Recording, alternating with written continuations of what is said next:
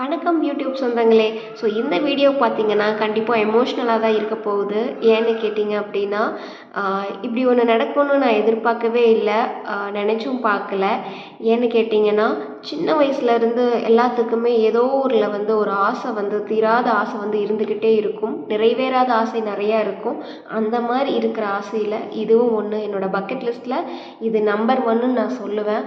அந்த நம்பர் 1 என்னை நிறைவேற்றுறதுக்கே வயசு 28 ஆயிருக்குன்னு நினைக்கும் போது ஒரு சின்ன வருத்தம் தான். பட் நம்ம பண்ணிட்டோங்கிற அந்த ஆத்ம திருப்தி எனக்கு இருக்குது. எங்கள் அம்மா ஒரு ஆசிரமத்தில் வேலை செஞ்சு தான் எங்களை வளர்த்தாங்க. ஸோ அவங்கள பார்த்து தான் இன்ஸ்பயர் ஆகி நான் ஒரு 10 பேர்த்துக்கு நம்ம கையால் சமைச்சு ஒரு நல்ல சாப்பாடை கொடுக்கணும் அப்படின்னு சொல்லி முடிவு பண்ணி கிட்டத்தட்ட ஒரு 15-18 வருஷத்துக்கு மேலே ஆச்சு. ஆனால் அது இப்போ தான் எனக்கு நிறைவேறியிருக்குன்னு நினைக்கும் போது சந்தோஷமாக இருக்குங்க.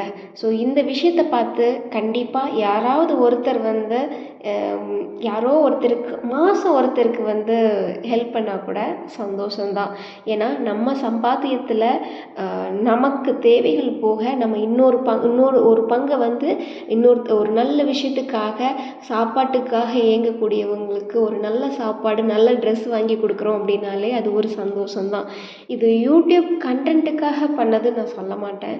இது முழுக்க முழுக்க என்னோட ஆசை. ஸோ அந்த ஆசையை நான் உங்ககிட்ட இந்த வீடியோ மூலமாக பகிர்ந்துக்கிறேன். ஸோ அது வரைக்கும் எனக்கு ரொம்ப சந்தோஷங்க. எல்லோரும் நினைக்கலாம், எல்லோரும் என்னென்னமோ பண்ணுறாங்க, நீ என்னமோ இந்த காலத்தில் ஒரு 10 பேர்த்துக்கு சாப்பாடு கொடுத்ததை எடுத்து என்னமோ யூடியூப்பில் போட்டுட்டு நீங்கள் இப்படி பேசிகிட்டு இருக்கீங்கன்னு கூட சொல்லலாம். கிடையாதுங்க. எல்லாத்துக்குமே எல்லா ஆசையும் எல்லா இடத்துலையுமே அவங்களால பண்ண முடியும்னா கிடையாது. இந்த மாதிரி ஒரு 10 பேர்த்துக்கு சாப்பாடு வாங்கி கொடுக்கறதுக்கே நான் வேலைக்கு போய் 8 வருஷம் ஆச்சு. 8 வருஷத்தில் ஒரு நல்ல சேலரி வாங்குகிறேன். ஆனாலும் என்னால் பண்ண முடியல. ஒருத்தர் 2 பேர்த்துக்கு என்னால் பண்ண முடியுது.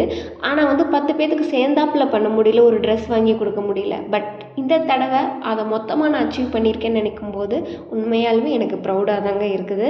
கண்டிப்பாக இந்த மாதிரி உங்களுக்குள்ள ஒரு நல்ல குணங்கிறது இந்த மாதிரி தான் இல்லை. ஒரு படிக்கிற குழந்தைகளுக்காக இருக்கட்டும், இல்லை முடியாதவங்களுக்கு சாப்பாடு தான் வாங்கி கொடுக்கணும்னு இல்லை, அவங்களுக்கு என்ன நீடோ அதை வாங்கி கொடுத்தாலும் ஒரு சாட்டிஸ்ஃபேக்ஷன் இருக்கும். ஸோ கண்டிப்பாக இந்த வீடியோ பார்த்து யாராவது ஒருத்தர் இன்ஸ்பயர் ஆகிருப்பீங்கன்னு நம்புகிறேன். கண்டிப்பாக அந்த மாதிரி உங்களுக்குள்ளேயும் சின்ன வயசுலேருந்து ஆசை இருந்துச்சு அப்படின்னா கமெண்ட் பாக்ஸில் பின் பண்ணுங்கள். நம்ம வீடியோவில் நீங்கள் பார்த்துட்ருக்க கோயில் பார்த்திங்கன்னா கோயம்புத்தூரோட எல்லையம்மன்னு சொல்லலாம். எங்கள் ஊர் கோணியம்மனுங்க. ஸோ இப்போ பார்த்துட்ருக்கிறது பஞ்சமுக விநாயகர். இவரே பார்த்திங்கன்னா விசேஷமானவர் தான். இங்கே பார்த்திங்க அப்படின்னா கோணியம்மன் கோயிலில் மாசி மாதம் தேரோட்டம் நடக்கும். அங்கே ஜாதி மதம் எல்லாம் கடந்து முஸ்லீம்ஸ்லேருந்து எல்லாருமே அன்னதானத்துலேருந்து எல்லாமே கொடுப்பாங்க. அந்த கார் ஃபெஸ்டிவல்லாம் ரொம்பவே பார்க்க அவ்வளோ சூப்பராக இருக்குங்க. அது மட்டும் இல்லைங்க, சுப விசேஷம் எதுவாக இருந்தாலும் இந்த கோயிலில் தான் உப்பு ஜவுளி மாத்திரத்துலேருந்து எல்லாமே பண்ணுவாங்க. கோணியம்மன் அதிசக்தி வாய்ந்த அம்மன்ங்க கோயம்புத்தூரில். கண்டிப்பாக நீங்களும் கோயம்புத்தூர் வந்தீங்கன்னா நம்ம கோணியம்மனை மறக்காமல் பார்த்துட்டு போங்க. ரயில்வே ஸ்டேஷன்லேருந்து ரொம்ப பக்கம்.